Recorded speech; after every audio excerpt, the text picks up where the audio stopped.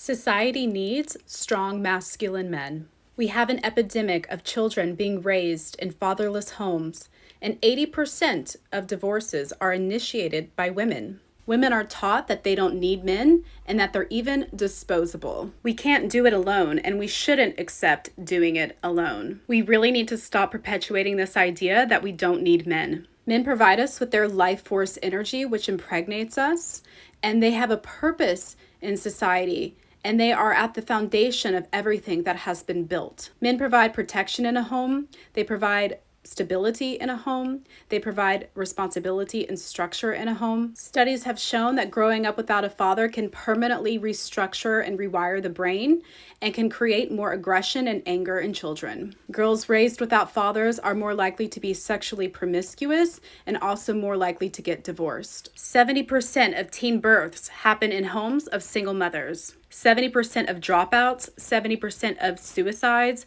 juvenile delinquents, and runaways are raised in single mother homes. Children from single family homes are 5 times more likely to commit suicide, 9 times more likely to drop out of school, 10 times more likely to suffer from substance abuse, 14 times more likely to commit rape, and 20% times more likely to end up in prison. The strongest predictor of if a person will end up in prison is if they're raised in a single mother home. 70% of inmates serving long-term prison sentences were raised in a single mother home. And you are 4 times more likely to end up in poverty being raised by a single mother. The burden of responsibilities ends up on the woman's shoulders and makes her vulnerable to predators and pedophiles who abuse her children. This creates a lot more family karma that you now have to work through, and the children also will have to work through.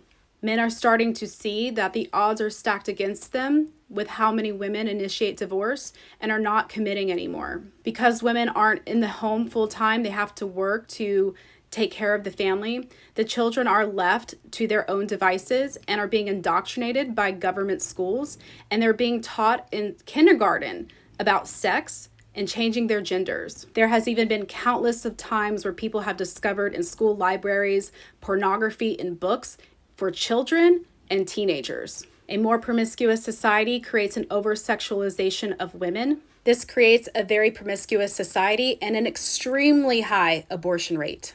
Something has to change.